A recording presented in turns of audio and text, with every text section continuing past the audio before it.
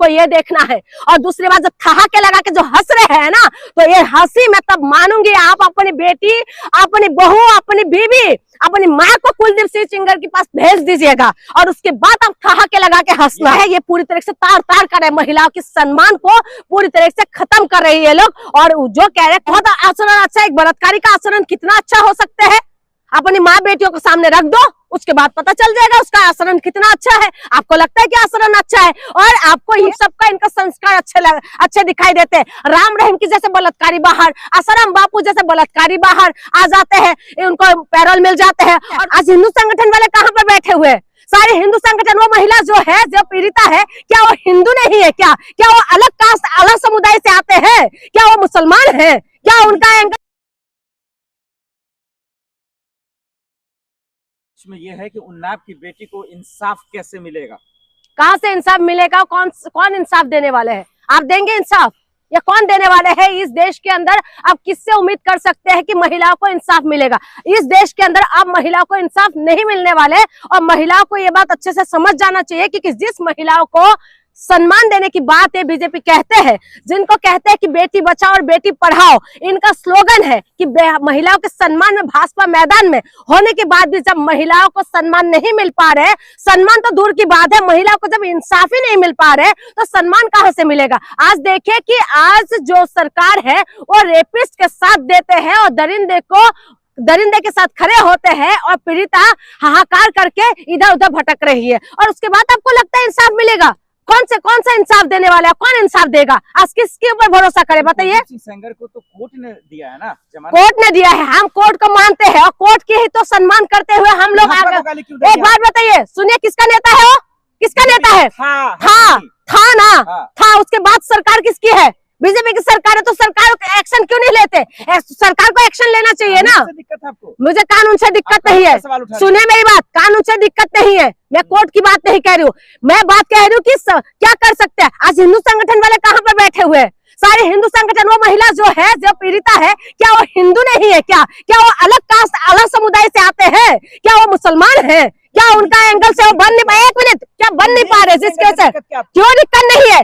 वो रेपिस्ट है, वो रेपिस्ट है। उसके बाद आपको आप कह रहे कि उनसे दिक्कत नहीं, वो अगर बाहर रहेंगे तो बताइए वो महिला कैसे सुरक्षित हो सकती है? संस्कार अच्छे थे इसलिए उनको पैरोल दिया गया। मेरी बात सुनो, संस्कार तो सबको ही अच्छा दिखाई देते हैं। इन लोगों को जो रेपिस्ट है उन सबका इनका संस्कार अच्छे दिखाई देते हैं। राम रहीम की जैसे बलात्कारी बाहर, आसाराम बापू जैसे बलात्कारी बाहर आ जाते हैं, उनको पैरोल मिल जाते हैं। और उसके बाद जो है इनको अच्छा संस्कारी मान के बिल्किस बानो की अपराधियों को जो था, अपराधी कह रही हूँ, जो दोषी थे, उन लोगों को क्या करा है? उन लोगों को भी तो बाहर निकाल के स्वागत करे थे ना। दाग लगा रही है। मेरी बात सुनिए, मैं दाग नहीं लगा रही हूँ, मैं ये कह रही हूँ कि हमें शर्म आते हैं कि हम लोग जो है ऐसे सरकार को बनाए जिस सरकार के ऊपर उम्मीद थे कि बेटी बचाओ और बेटी पढ़ाओ, लेकिन यही सरकार ने हम बेटियों को ना कहीं का नहीं छोड़ा है। हम बेटियों को नॉर्थ ईस्ट से लेके यहाँ तक का सबको ये लोग नंगा करने में लगे हुए हैं। नॉर्थ ईस्ट की महिलाओं को नंगा करके घुमा देते हैं, वो भी पूर्व सैनिक की जो वाइफ है उनको। और उसके बाद है कुलदीप के साथ जिस तरीके से ये लोग साथ दे रहे हैं, उसके बाद आपको क्या लगता है? आचरण अच्छा है, कोर्ट ने कहा जेल में आचरण अच्छा है, बहुत आचरण अच्छा है। एक बलात्कारी का आचरण कितना अच्छा हो सकते है? अपनी माँ बेटियों को सामने रख दो, उसके बाद पता चल जाएगा उसका आचरण कितना अच्छा है। आपको लगता है कि आचरण अच्छा है और आपको ये लगता है कि आचरण, माफी मांगे आप। क्यों माफी मांगो? क्यों माफी मांगो? अपनी बहन को भेज देना, अपनी बहन को भेजोगे क्या कुलदीप के पास? भेजोगे? बताओ, साहस है ऐसे रेपिस्ट के पास आपको भेजने के लिए? उसका किस एंगल से आपको दिखाई देता है कि उनका आचरण अच्छा है? किस एंगल से आपको लग रहा है कि वो आदर्श व्यक्ति दिखाई दे रहे हैं आपको? क्या मानती हूँ, लेकिन ऐसा सुनिए, ऐसा कोर्ट और कानून को मैं मानती हूँ, लेकिन आप बताइए, जिस कोर्ट ने फैसला देता है कि महिला का नारा खोलने की बात भी करे, ये रेप की श्रेणी में नहीं आते, उसके बाद बताइए आप किससे मानेंगे? हाँ, मेरी सुनिए, मैं मैनिपुलेट नहीं कर रही हूँ। महिलाओं के सम्मान में जो कहते हैं मैदान में, आज जो लोग मुंह छुपा के क्यों बैठे हुए हैं? सवाल ये है कि जिस भारत माँ के कसम खा के आप लोग सत्ता में आए थे कि बेटियों की रक्षा करेंगे, आज बेटियों को क्यों घसीटा जा रहा है? आज बेटी इंडिया गेट के पास जब बैठने के लिए मजबूर हो जाते हो, खुद कह रहे कि मैं सुसाइड करने के लिए मजबूर हो रही हूँ। हाँ, आप लोग हमें सुसाइड करना, हम बेटियों को एक काम क्यों नहीं करते? आप बेटियों को जो कहते हैं कि बच्चा होते सारी जब मार देते हो, अपराध मानते, तो बेटियों को एक काम करो ना, कानूनी लीगल कर दो कि बेटियों को मार दिया जाए। मासूम बेटियों को पहले मार दे के दरिंदर के हाथ पहुंचने से पहले बेटियों को दफना दिया जाए, उसके बाद आपको पता चलेगा कि बेटी नहीं होता कि देश का क्या हालत होता। आज आपको लगता है ये दरिंदर तो ना मारते हैं ना वो करते हैं, जीने देते हैं, ये तो जीने नहीं देते बेटियों को। उन्नाव की बेटी का मजाक उड़ाया जा रहा है।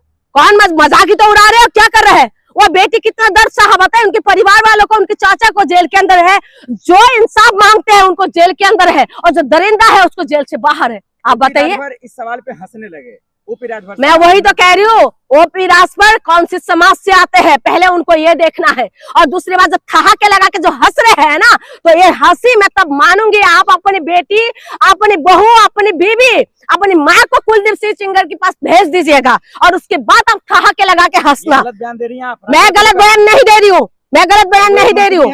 मंत्री है तो क्या करे, मैं मंत्री है तो एक बच्ची के साथ इस तरीके से होते हैं, और उसके बाद ये ठहाके लगा के हंसेंगे? आप हंस पाओगे? सवाल गलत था। क्या सवाल गलत था? सवाल कुछ भी था, लेकिन एक महिला के साथ बताइए रेप हुआ है उस बेटी के साथ, और उसके बाद वो इंसाफ मांगते हैं, उसके बाद आप कहते हो हंस रहे। एक मंत्री होने की बात हंस रहे। अभी आपने देखा था कि हिजाब की बात आए थे तो कैसे बोला था, उंगली कहीं लग जाते तो। आप बताइए, इनकी जो मंत्री संतरी को पता नहीं क्या हो गया है, कौन सी खेत से बाहर से आए हैं। कोर्ट के फैसले का विरोध करेंगे?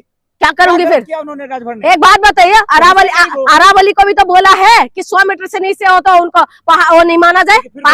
मैं बात नहीं कर रही हूँ। तो हर एक फैसला अगर आएंगे तो इसका मतलब ये है, हर एक फैसला आएंगे तो इसका मतलब है कि हम उनको एक्सेप्ट कर ले।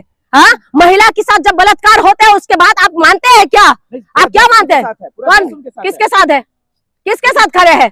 पूरा देश किसके साथ खड़े है? उन्नाव की बेटी के साथ अगर खड़े हैं ना पूरा देश, तो देश को आप जन आंदोलन करने के लिए मजबूर है कि जन आंदोलन करना चाहिए। क्योंकि अगर ऐसा रेपिस्ट बाहर रहेंगे तो आप समझ जाइए कि आप महिला सुरक्षित बिल्कुल ही नहीं है। मणिपुर जैसे कांड हो जाते हैं, उसके बाद आप कहते हैं, उसके बाद हम जात धर्म में बढ़ जाते हैं। उसके बाद आज मैं उन तमाम हिंदू संगठनों से मैं पूछना चाहती हूँ, मैं निवेदन करना चाहती हूँ आप लोगों से कि क्या आज आपकी क्या जमीर मर चुके हैं? ये बेटी क्या हिंदू बेटी नहीं है? क्या आपको लगता नहीं है कि इस बेटी के लिए आप लोगों को रोड पे आना चाहिए? आप भी उसी एंगल से क्यों देख रहे हैं? जब सरकार जिस एंगल से देखते हैं, आप उस एंगल में क्यों बैठे हुए हैं जिस एंगल से इनको फायदा पहुंचते हैं कि बीजेपी का नेता है हिंदू संगठन, तो हिंदू बेटियों के लिए बाहर आना चाहिए ना। जब आपको लगता है कि जिहाद होते हैं, जब आपको लगता है कि हिंदू बेटी किसी दूसरे उसके साथ जाने से आपके धर्म का, आपकी उसका आत्मसम्मान को घाटी होते हैं, क्या आप नहीं लगते कि एक बेटी के साथ रेप हुआ और उसके बाद उसकी अपराधी बाहर निकल रहे हैं? क्या आपको नहीं लगता आप लोगों को बाहर आना चाहिए? मुझे लगता है कि बाहर आना चाहिए, और बेटी के स्वाभिमान के लिए बाहर आना चाहिए। तब हम मानेंगे कि सचमुच में आप लोग एक सनातनी है। दोबारा गिरफ्तार हो, फिर से जेल? बिल्कुल, ऐसे इंसानों को बाहर रहने का कोई किसी भी एंगल से सही नहीं है। इनको बिल्कुल जेल के अंदर होना चाहिए। अगर वो बाहर रहेंगे, आज वो बेटी का हालत ये हुआ है, कल को दूसरे बेटी के साथ भी हो सकते हैं। बीजेपी ने तो उनको पार्टी से निकाला ना, एक्शन लिया ना उन्होंने। पार्टी से निकाला है ना, बीजेपी के पास तो सब कुछ है, सब कुछ है। बीजेपी के पास पुलिस है, ईडी है, सीबीआई है। हाँ, उसके बाद बीजेपी जो चाहे वो कर सकते हैं। राजनीति भाषा बोल रही हैं आप? राजनीति भाषा? मैं राजनीति का लग रही है क्या? मैं मंत्री हूँ क्या? मैं एमएलए हूँ क्या? हाँ, मैं क्या पीएम बैठी हुई हूँ क्या? एमपी बैठी हूँ क्या? मैं राजनीति भाषा बोल रहे हो, राजनीति भाषा बोल रहे हो? सरकार के पास सब कुछ है। क्यों? सब कुछ तो है इनके पास। कौन है? अरे बेटी बचाओ बेटी पढ़ाओ का नारा देते हैं वो। मेरी बात सुनो, बेटी बचाओ और बेटी पढ़ाओ का नारा नहीं है, ये देशवासियों के लिए एक वार्निंग है। हो सके तो बेटी को बचा के दिखाओ, और हो सके तो बेटी को पढ़ा के दिखाओ। ये स्लोगन है, ये तुम्हारे हम लोगों के लिए है ना, ये इनका खुला चैलेंज है कि हो सके तो बेटी को बाहर निकाल के दिखाओ।